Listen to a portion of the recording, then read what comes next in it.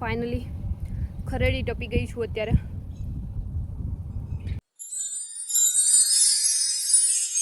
Hello everyone, welcome back to my YouTube channel.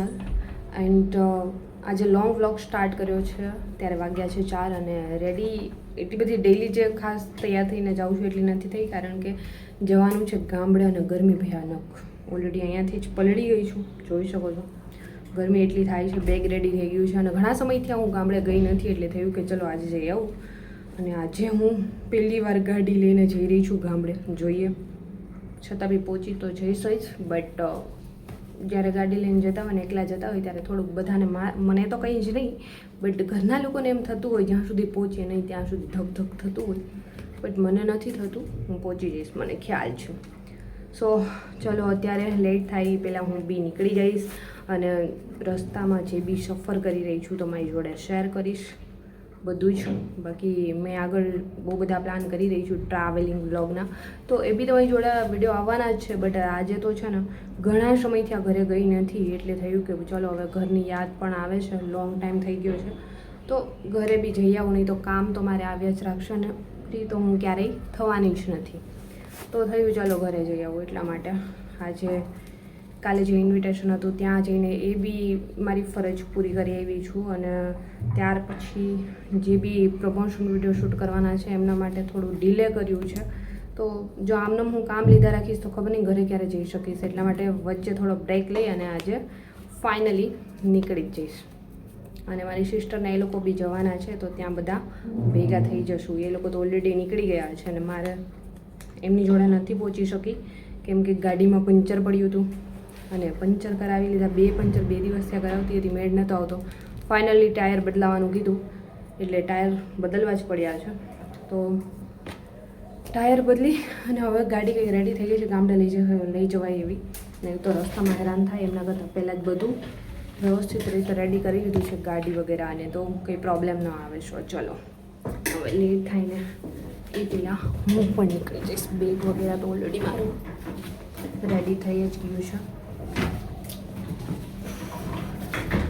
કેટલા દિવસ રોકાઈ છે બી કંઈ ખ્યાલ નથી, બટ જો પ્રમોશનનો અચાનક વિડીયો આવી જાય શૂટ કરવા માટે કોઈ કોલ આવી જાય તો આવી જઈશ રિટર્ન. અત્યારે તો જતી રહીશ કંઈ પણ વિચાર્યા વગર, નહીંતર ખબર નહીં ક્યારે જવાનો વારો આવશે.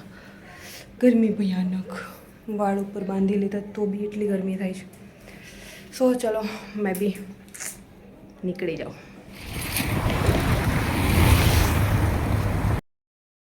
અત્યારે રસ્તામાં રસ પીવા માટે હોલ્ડ કર્યો છે અને 1 કલાક થઈ ગઈ છે. કલાક નહીં બટ 4 ને 10 નીકળી તો મસ્ત કલાક જેવું જ થઈ ગયું છે. ચલો ધીમે ધીમે ફરી ગાડી સ્ટાર્ટ કરીશ, ફરી ક્યાંક હોલ્ડ કરીશ. 5:30 અને ફાઇનલી નિકાવા ટપી ગઈ છું. અને થોડો હોલ્ડ કર્યો કે ક્યાંની ગાડી ચલાવું છું. થોડી વાર એમ થઈ ગયું ચલો હોલ્ડ કર્યું. સો હોલ્ડ કર્યો છે અને ટાઇટલ તો તમે ઓલરેડી વાંચી લીધું હશે કે પહેલી વાર ગાડી લઈને ગામડે જાઉં છું. શા માટે પહેલી વાર? કેમ કે અત્યાર સુધી હું બસમાં અને ઇકોમાં જતી હતી. ઇકોમાં જવાનું, પછી બસ ચેન્જ કરવાની, વળી કાલાવડથી ચેન્જ કરવાનું, ત્યાંથી કંઈ મળે વળી પાટિયેથી ચેન્જ કરવાનું. તો આ રીતે હું કંઈક અલગ રીતે જતી હતી અને બસના ચક્કર કાઢવાના, ઇકોના ચક્કર કાઢવાના. અને આજે ફાઇનલી મારી ગાડી લઈને જઈ રહી છું. ફર્સ્ટ ટાઈમ શા માટે કે અત્યાર સુધી મારી પાસે ગાડી જ નથી યાર. અને મેં એવું વિચારતી હતી કે જ્યારે મારી ગાડી આવશે ને ત્યારે હું લઈને જઈશ, બીજા કોઈની નહીં. અને ત્યારે જ મેં મારી બધી સફર સ્ટાર્ટ કરીશ. ત્યાં સુધી મેં ગાડી બી કોઈની નથી ચલાવી. ફર્સ્ટ મેં મારી ઇન્કમ જે આવી છે, મતલબ મારી ઇન્કમ મેં ખુદે જાતે જે કમાયું છે એમાંથી મેં ગાડી લીધી છે. એ બી પહેલાં મેં સેકન્ડ હેન્ડ લીધી છે આ વાળી, અને પછી વિચાર્યું છે કે થોડા સમય પછી મેં ન્યૂ પણ લઈશ. સો અત્યારે મેં મારી પોતાની જ ગાડી લઈને જઈ રહી છું. અને પોતાની ગાડી અને પોતાના પૈસા કમાઈને લેવાની મજા કંઈક અલગ જ હોય છે યાર. અને સફર કરવાની, અને ખાસ કરીને મારી ગાડી મેં બહુ લિમિટમાં ચલાવું છું. જો સિટીની અંદર હોય તો 20-40 ને અત્યારે હાઈવે પર 40થી 60 સુધી બી ચલાવું છું. અને બહુ નોર્મલી, અને સિટીની અંદર જે ચલાવું છું ને એમના કરતાં મને હાઈવે પર ચલાવવામાં ખરેખર બહુ મજા આવે. પહેલી વાર આજે આટલા કિલોમીટર કાપવાની છું. 80-85-75 કિલોમીટર અમારું ગામ થાય છે રાજકોટથી, બટ ગોંડલ ચોકડી આગળથી મેં નીકળી છું એટલે 10-15 કિલોમીટર સમથિંગ એ કાપ્યું હશે. સો એટલું ડિસ્ટન્સ કાપીને આજે ગાડી લઈને પહેલી વાર જઈ રહી છું. મજા કંઈક અલગ જ છે. વચ્ચે એકવાર હોલ્ડ કર્યો તો રસ પીવા માટે. ધોમ તડકો છે, 5:30 વાગ્યા છે, છતાં પણ એટલો તડકો છે ગાઈસ. સો તમને પણ હું એક વાત જરૂર કહીશ, મહેનત કરો અને પોતાની મહેનતથી વસાવેલી કોઈ બી વસ્તુ તમને પ્યારી લાગશે. અને આજે ફર્સ્ટ ટાઈમ મેં મારી ઇન્કમથી લીધેલી ગાડી, ભલે સેકન્ડ હેન્ડ છે પણ મને બહુ પ્યારી છે, કેમ કે મારી મહેનતની ઇન્કમથી મેં લીધી છે. સો એટલા અને એ જ ગાડી લઈને આજે ફર્સ્ટ ટાઈમ. સો એક્સપિરિયન્સ બહુ સારો રહ્યો છે. નિકાવા ટપી ગઈ છું. 4:15 સમથિંગ નીકળી હતી અને અત્યારે 5:15 થવા આવ્યા છે, કલાક થઈ ગઈ છે. સો કોઈ નહીં, ચલો હવે ધીમે ધીમે હું પણ સ્ટાર્ટ કરીશ ને ધીમે ધીમે નીકળીશ. હવે આગળનો રસ્તો છે બહુ ખરાબ છે, એટલે ઓલરેડી ધીમે ચાલવાની છે ગાડી. સો ફાઇનલી ધીમે ધીમે મારી સફર સ્ટાર્ટ કરીશ અને બહુ બધું છે તમારી જોડે શેર કરવા માટે. હવે ધીમે ધીમે આગળ જે લોંગ બ્લોગ આવશે એમાં બધું તમારી સાથે શેર પણ કરતી રહીશ. સો ચલો સ્ટાર્ટ કરી અને ધીમે ધીમે નીકળીશ.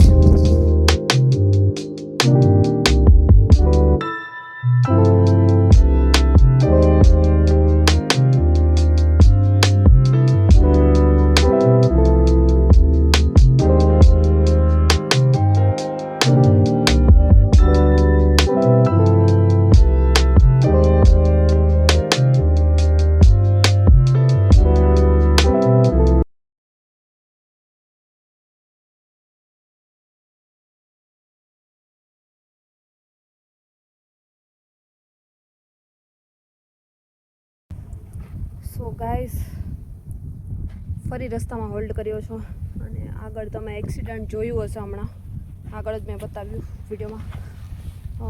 એક્સિડન્ટ કેમ થયો હશે ખબર નહીં, પણ એક 4 વ્હીલ તો નીચે જ ઉતરી ગઈ છે. કદાચ એક્સિડન્ટ ન બી થયું હોય ને, જે ચલાવવાવાળાએ ચલાવતા જે રીતે હશે કે એક જ ગાડી 4 વ્હીલ જે હતી એ જ રસ્તાથી નીચે ઉતરી ગઈ છે.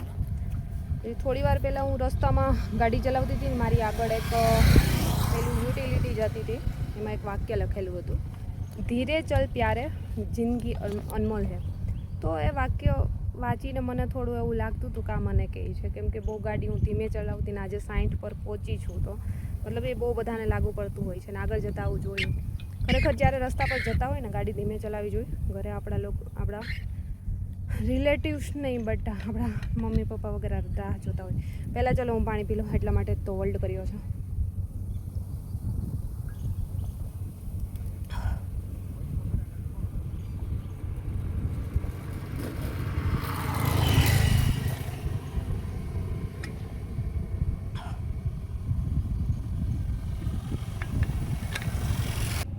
સો ફાઇનલી ખરેડી ટપી ગઈ છું અત્યારે.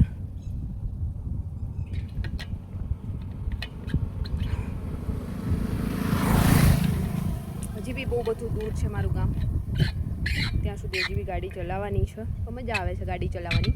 પહેલી વાર આ રીતે નીકળીશું તો ઓર મજા આવે છે એકલા સફરમાં, અને ખુદની ગાડી લઈને તો એક ઓર જ મજા આવે છે. સો ચલો ફરી ધીમે ધીમે સ્ટાર્ટ કરીશ અને પછી એવું લાગશે તો હોલ્ટ એકવાર કરીશ, નહીં તો ડાયરેક્ટલી ઘર પર. તો ફરી મેં સ્ટાર્ટ કરું હવે.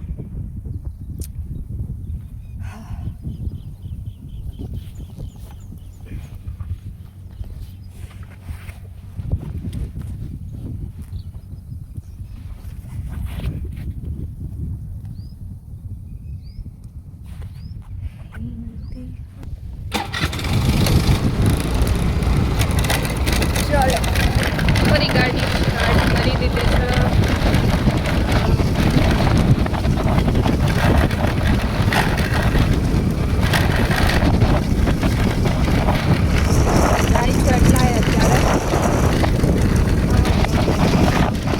ફાઇનલી દોસ્તો પહોંચી ગઈ છું અત્યારે અમારા ગામના પાટીએ. ઓ માય ગોડ, મમ્માનો ફોન આવે છે. ચલો પાટીએ પહોંચી ત્યાં મમ્માનો ફોન બી આવી ગયો છે. ક્યાં પહોંચી, કેમ કે એકલા આવતા હોય એટલે ઘરે ટેન્શન બી હોય. સો જો થોડું બતાવી દઉં. આ જ છે અમારા ગામનું પાટિયું. આ નવી હોટલ અહીંયા બની છે, પહેલાં ન હતી. અહીંયા પેલું શું કહેવાય, સિમેન્ટનો ભરડિયો ચાલુ થઈ જાય, ભરડિયો કહેતા હોય ગામડામાં. અને આ તરફ જુઓ. સો ચલો ફાઇનલી ઘરે પહોંચવા આવી ગઈ છું. હવે અહીંયાથી અમારું ગામ છે 5 કિલોમીટર અંદર. અને જ્યારે નીકળીને ત્યારે ફૂલ ટાંકી કરાવીને નીકળી હતી પેટ્રોલની. તો કેવું થયું, અત્યારે પેટ્રોલ ને ડીઝલ ખાલી થઈ ગયા છે બધી જગ્યાએ. આજે તમને જણાવી દઉં જરા, કેમ કે મને બી જ્યારે પેટ્રોલ પૂરા ગઈ ને ત્યારે એવું કહેવામાં આવ્યું કે કેવું કહ્યું હતું, સ્પીડ પેટ્રોલ છે પુરાવું હોય તો મેં એટલે કહ્યું સ્પીડ પેટ્રોલ મતલબ શું કહેવા માગો છો? તો એવું ન કહ્યું કે વધારે પૈસા મતલબ લાગશે, એવું ન કહ્યું ને, એવું કહ્યું કે સ્પીડ પેટ્રોલ છે. એટલે મેં કહ્યું કે પછી એનો મતલબ શું તો કે થોડા પૈસા વધારે લાગશે. મેં તો કેટલા લાગશે તો કે 1 લિટરે 8 થી 9 રૂપિયા વધી જશે. મેં કંઈ વાંધો નહીં, ચલો ફૂલ ટાંકી કરી દો. ફૂલ ટાંકી કરવામાં 3.5 થી 3.5 લીટર સમથિંગ જેવું ભરાયું હશે અને થયું છે 400 રૂપિયામાં. વિચાર કરો, 3 થી 3.5 યા 3.5 અરાઉન્ડ મતલબ વચ્ચે પેટ્રોલ પુરાવ્યું મતલબ થયું, કેમ કે થોડું મારી ગાડીની અંદર હતું ટાંકીમાં, એટલા માટે. ફૂલ ટાંકીમાં 400 રૂપિયામાં ફૂલ ટાંકી ભરાણી છે તો હતું છતાં વિચાર કરો કે કેટલું મોંઘું થઈ ગયું છે. અને ડીઝલ પેટ્રોલ હવે ખતમ થઈ ગયા છે. જે મોદીજીએ કીધું હતું ને, કારણ વગરનું ગાડીમાં પેટ્રોલ નાખીને ક્યાંય બી રખડવા નહીં જવાનું. તો હું તો રખડવા નથી જતી અને ઘરે જ જાઉં છું, એટલે જોઈએ જ યાર. નહીં તો મેં ઇકોમાં, બસમાં થોડી વારે ચેન્જ કરીને ઘરે પહોંચતી હતી. એના બદલે આજે મેં પોતાની ગાડી છે તો નાખીને પેટ્રોલ ફૂલ ટાંકી પુરાવીને હવે જઈ રહી છું. સો જે લોકો પેટ્રોલ પુરાવા જાય છે ને, કારણ વગરના પેટ્રોલ પુરાવીને ગાડીઓમાં મતલબ ચક્કર મારે છે ને, એ લોકો યાદ રાખજો, સ્પીડ પેટ્રોલ મળશે. સ્પીડ પેટ્રોલ, કેવું પેટ્રોલ જઈને પૂછો ને મતલબ, એટલે કહેશે પૈસા વધારે લાગશે. તો ડાયરેક્ટલી કહી દેતા હોય તો કે પેટ્રોલનો ભાવ વધી ગયો છે યાર. કોઈ નહીં, ચલો આવું હોય છે કંઈક. અને આજની સફર ખૂબ જ એન્જોય કર્યું છે મેં, ખૂબ મજા આવી છે યાર. એકલી હતી ગાડીમાં અને ગાડી બી જો હું અને ગાડી અને સુમસાન રસ્તા. જો કે સાવ સુમસાન ન હતા, અમુક વાહનો નીકળતા હોય, વાંધો ન આવે. રસ્તામાં એક નાનો એવો નાની એવી લાડવી બી ખાઈ લીધી, કેમ કે રસ્તા બંધા હતા અને ખૂબ કાંકરાનો ઢગલો પડ્યો હતો.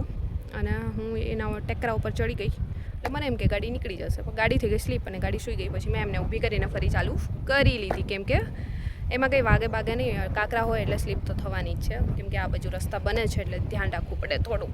બટ કોઈ નહીં, ચલો હવે ફરી ગાડી સ્ટાર્ટ કરીશ અને ધીમે ધીમે મેં બી ઘર તરફ આગળ વધીશ. મમ્મીનો બી કોલ આવી ગયો છે, ક્યાં પહોંચીશું, કેમ કે ઘરે એકલા જતા હોય એટલે ઘરે બી બધાને ટેન્શન હોય. ચલો ફાઇનલી ઘરે પહોંચી અને ફરી તમારી સાથે આ બ્લોગમાં મળીશું ગાઈઝ.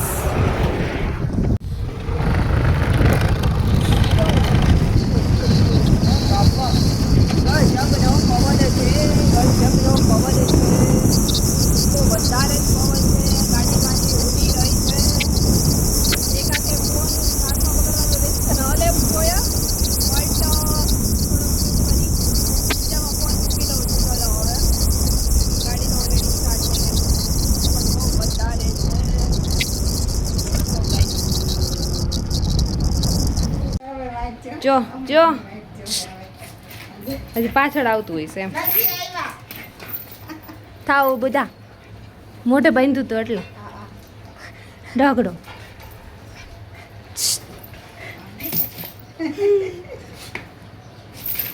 પૂછડું પટપટ ગાડી ઓળખાણી ન હોય ને બદલી જાય. સો ફાઇનલી ગાઈઝ પહોંચી ગયા બધા. અમે પહોંચ્યા, ભેગું શરબત દઈ દીધું છે. ઋષિએ સ્વાગત કરી લીધું પહેલાં. અહીંયા પપ્પુસ બેઠા છે. અમારે પેલી બાજુ ઋષિ રાડો પાડે અને અહીંયા અમારા ઘરમાં મેં શું છે, શું જોઈએ, દૂધ પીવું જ. મેં એટલે શું, દૂધ પીવું જ. મેં મારી મમ્મી દૂધ દઈ ને દરરોજ, એટલે એને જો અત્યારે કહીશ દે દૂધ લઈ આવો મારી પાસે. અમારે પેલા ગાય હતી ને એટલે આખો તો જો ગ્રીન. ઓહો, તારી આખો તો જો ગ્રીન. આમ રૂસું એને જોઈને જો રૂસું જો જોઈને જો મમ્મીએ શાક વઘારવાનું ચાલુ કરી દીધું સાઈડમાં. સો આ તરફ મારી ડ્યુટી પણ ચાલુ થઈ ગઈ છે અને હું મમ્મીને અત્યારે રોટલી વણીને આપતી જઈશ અને એ છે ચોળવતી જશે. આ રીતે અત્યારે જમવાનું અમે લોકો રેડી કરીશું અને ભયાનક ગરમી છે ઘર પર પણ. અને પહેલાં જમવાનું રેડી કરી અને થોડી વાર અમે લોકો જતા રહ્યા બહાર બેસવા માટે. ફાઇનલી આ તરફ જમવાનું રેડી થઈ ગયું અને અમે લોકો 9 વાગે બેસી ગયા છીએ જમવા. અને ઘરે આવે એટલે દેશી ચૂલાનું જમવાનું નહીં, દેશી ચૂલો નથી હવે, ગેસ છે એટલે જમવાની મજા કંઈક અલગ જ હોય ગામડામાં. અને આ જુઓ સાંજના સમયે અમારી શેરીની અંદર જેસીબી આવી ગયું છે અને નાના હતા ને ત્યારે આ જેસીબી જોવાની બહુ જ મજા આવતી હતી. અને આજે અમે લોકો સુવાના છીએ અગાશીએ. સો ચલો હવે હું બી થાકેલી છું, સો ઊંઘી જઈશું. ને આજનો વ્લોગ પસંદ આવ્યો છે તો વ્લોગને લાઇક, કમેન્ટ, શેર, સબસ્ક્રાઈબ જરૂર કરજો. જલ્દી મળીશું એક ન્યૂ વ્લોગ સાથે. ત્યાં સુધી બધાને બાય એન્ડ ટેક કેર.